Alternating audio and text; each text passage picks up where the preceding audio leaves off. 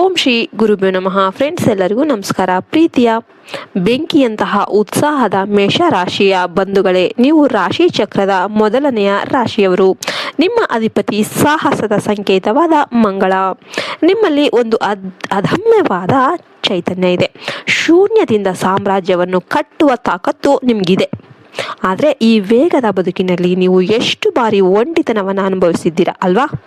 ಎಲ್ಲರಿಗಿಂತ ಮುಂದೆ ಓಡಬೇಕು ಅಂತ ಹಂಬಲದಲ್ಲಿ ನೀವು ನಿಮ್ಮ ಮನಸ್ಸಿನ ಶಾಂತಿಯನ್ನು ಎಲ್ಲೋ ಕಳ್ಕೊಂಡಿದ್ದೀರಾ.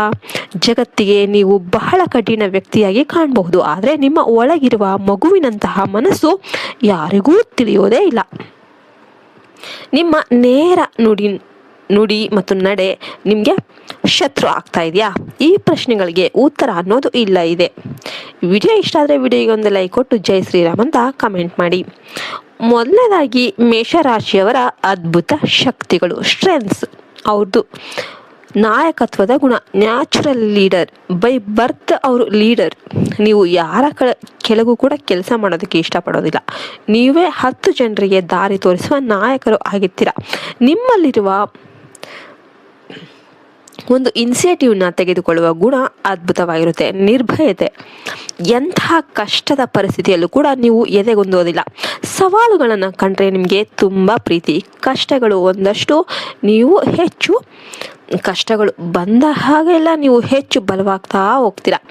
ಪಾರದರ್ಶಕತೆ. ನಿಮ್ಮ ಮನಸ್ಸಿನಲ್ಲಿ ಒಂದು, ಬಾಯಲ್ಲಿ ಒಂದು ಇರೋದಿಲ್ಲ. ನೀವು ಏನಿದ್ರೂ ಮುಖಕ್ಕೆ ಹೊಡೆದಂತೆ ಹೇಳ್ತೀರಾ.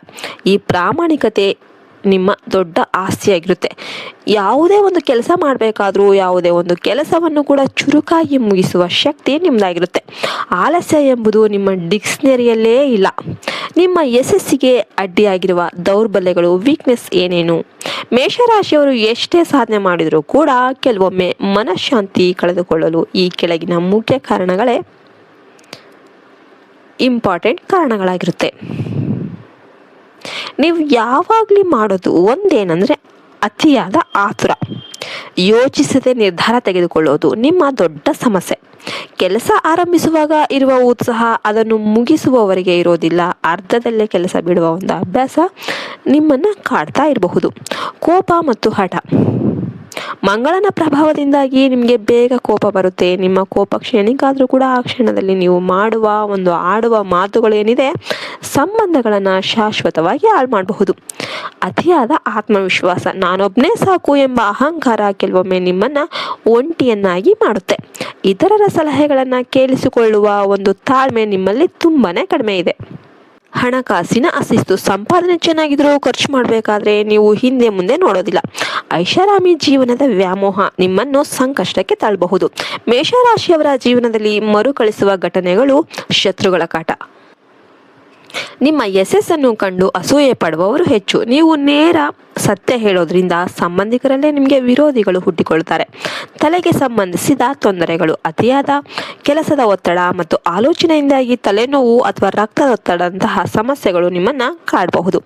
ನಂಬಿದವರಿಂದಲೇ ಟೀಕೆ. ನೀವು ಯಾರಿಗೆ ಹೆಚ್ಚು ಸಹಾಯ ಮಾಡ್ತೀರೋ ಅವರೇ ನಿಮ್ಮ ಬೆನ್ನ ಹಿಂದೆ ನಿಂತು ನಿಮ್ಮ ಬಗ್ಗೆ ಕೆಟ್ಟದಾಗಿ ಮಾತನಾಡ್ತಾರೆ.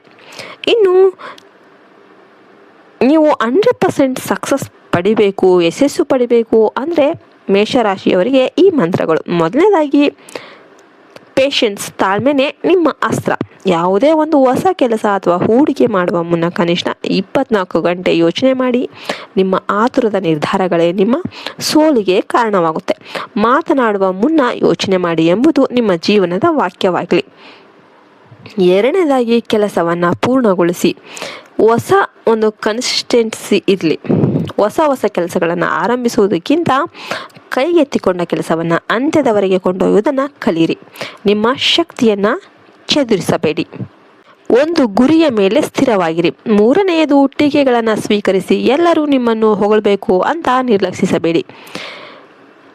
ಯಾರಾದರೂ ತಪ್ಪು ತಿದ್ದಿದರೆ ಅದನ್ನು ಅಹಂಕಾರದಿಂದ ನೋಡದೆ ಆತ್ಮಾವಲೋಕನ ಮಾಡಿಕೊಳ್ಳಿ. ನರ್ಮತೆಯೇ ನಿಮಗೆ ಹೆಚ್ಚಿನ ಗೌರವವನ್ನು ತಂದುಕೊಡುತ್ತೆ. ಐದನೇದಾಗಿ ಆಧ್ಯಾತ್ಮಿಕ ಮತ್ತು ಪ್ರಾಯೋಗಿಕ ಪರಿಹಾರಗಳು. ಮೇಷರಾಶಿಯ ಅಧಿಪತಿ ಮಂಗಳ ಆಗಿರೋದ್ರಿಂದ ನಿಮ್ಮ ಜೀವನ ಸುಗಮವಾಗಲು ಇವುಗಳನ್ನು ಪಾಲಿಸಿ. ಹನುಮಂತನ ಆರಾಧನೆ ಪ್ರತಿ ಮಂಗಳವಾರ ಹನುಮಾನ್ ಚಾಲಿಸ ಪಠನೆ ಮಾಡಿ ಅಥವಾ ಹನುಮಂತನ ದೇವಸ್ಥಾನಕ್ಕೆ ಭೇಟಿ ನೀಡಿ. ಇದು ನಿಮ್ಮ ಕೋಪವನ್ನು ಕಡಿಮೆ ಮಾಡಿ ಮನಸ್ಸಿಗೆ ಸ್ಥಿರತೆಯನ್ನು ನೀಡುತ್ತೆ. ಕೆಂಪು ಬಣ್ಣದ ಬಳಕೆ. ನಿಮ್ಮ ಅದೃಷ್ಟದ ಬಣ್ಣ ಕೆಂಪು. ಮುಖ್ಯವಾದ ಕೆಲಸಗಳಿಗೆ ಹೋಗಬೇಕಾದ್ರೆ ಕೆಂಪು ಬಣ್ಣದ ಕರವಸ್ತ್ರ ಅಥವಾ ಬಟ್ಟೆಯನ್ನು ಧರಿಸಿ.